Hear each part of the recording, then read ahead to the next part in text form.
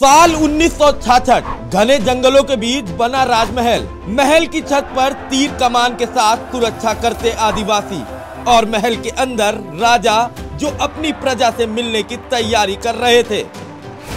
अचानक सुरक्षा के लिए छत पर खड़े आदिवासी ताश के पत्तों की तरह गिरने लगे।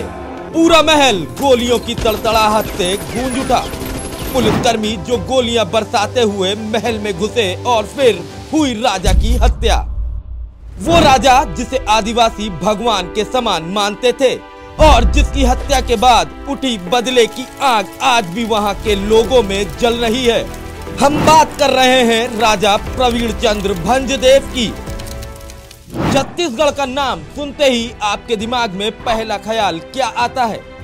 नक्सलवाद। आखिर ऐसा क्यों है कि छत्तीसगढ़ जिसे धान का कटोरा कहा जाता है, जहां एशिया का सबसे बड़ा स्टील प्लांट है, जहां कई अमूल्य खनिज पदार्थ मिलते हैं और जहां कई जनजातियां रहती हैं जिसकी अपनी संस्कृति है, आखिर ऐसा क्यों है? इतना रिच कल्चर होने के बाद भी आज छत्तीसगढ़ नक्सलियों के गढ़ से जाना जाता है, ना कि अपने हेरिटेज और कल्चर की वजह है। आज हम इसी प्रश्न के उत्तर को जानेंगे और बताएंगे आपको उस राजा की कहानी जिनकी हत्या के बाद बस्तर नक्सलियों का गढ़ बन गया। बस्तर के अंतिम राजा थे प्रवीण चंद्र भंजदेव, जिनका जन्म 25 जून 1929 को शिलांग में हुआ था। माता पिता की मृत्यु बचपन में ही हो गई थी और 6 साल की उम्र में ब्रिटिश शासन ने उनका राज तिलक कर दिया था। आजादी के कुछ समय पहले जब वो 18 के हुए तो उन्हें बस्तर की सत्ता सौंपी गई और भंजदेव ने आजाद भारत में आदिवासियों के बेहतर जीवन की कल्पना कर बस्तर को भारतीय गणराज्य में शामिल कर दिया। राजा भंजदेव आम लोगों के हक की बात करते थे।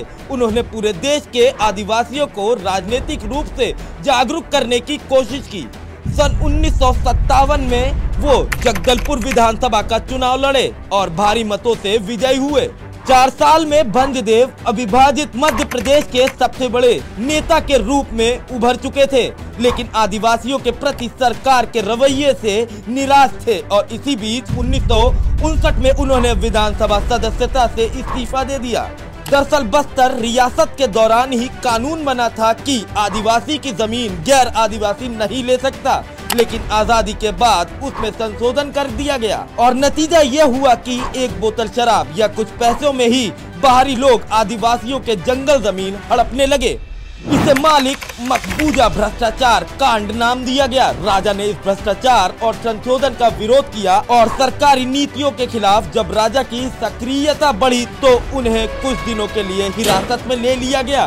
केंद्र सरकार ने कार्रवाई आगे बढ़ाते हुए राष्ट्रपति के एक आदेश के जरिए राजा के रूप में मिली उनकी सुविधाएं भी खत्म कर दी।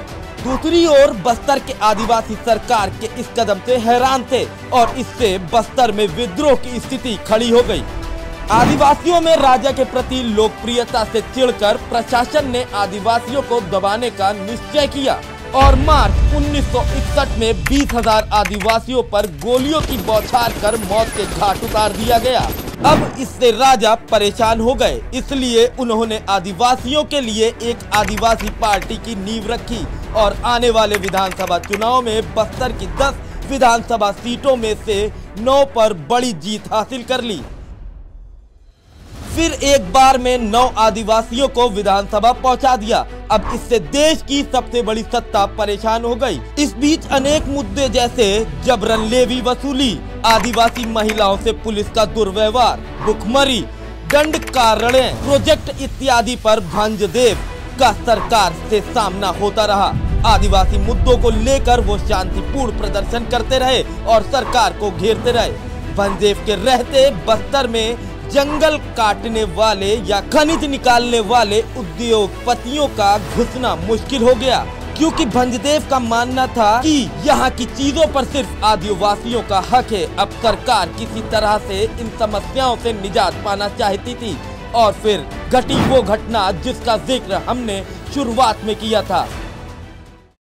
25 मार्च 1966 जब पूरे बस्तर में बड़ी संख्या में आदिवासी अपनी समस्याओं को लेकर भंजदेव के राजमहल में इकट्ठा हुए थे। इस बीच अचानक पुलिस ने पूरे राजमहल को घेरना शुरू कर दिया और पुलिस ने सभी को आत्मसमर्पण करने के लिए कहा। भंजदेव ने पहले महिलाओं और बच्चों को आत्मसमर्पण करने के लिए भेजा, लेकिन इस दौरान पुलिस ने निहत्थे औरतों और बच्चों पर फायरिंग शुरू कर दी, जिससे बड़ी संख्या में महिलाएं और बच्चे मारे गए। पुलिस के इस हरकत से फिर किसी को आत्मसमर्पण करने की हिम्मत नहीं हुई, जिसके बाद राजमहल में घुसकर पुलिस ने अनेक आदिवासियों समेत राजा भंजदेव को गोलियों से भून दिया। पुलिस ने 61 राउंड फायरिंग की। वो राजा जिसने आदिवासियों का बेहतर भविष्य चाहा, जिसने अपनी प्रजा को नक्सलवाद से बचाना चाहा, वो राजा अपने सीने में 25 गोलियां लिए राजमहल की सीढ़ियों पर पड़ा था। राजा की मौत से सरकार के प्रति आदिवासियों के मन में अविश्वास का भाव पैदा हुआ, जो आज तक झलकता है और जिसका नतीजा नक्सलवाद है। आज जितने भी बड़े नक्सली हमले होते हैं वो बस्तर और दंतेवाड़ा के आसपास ही होते हैं, क्योंकि कुछ लोग आज भी पुलिस और सरकार को अपना दुश्मन समझते हैं। डेस्क रिपोर्ट, आज की खबर।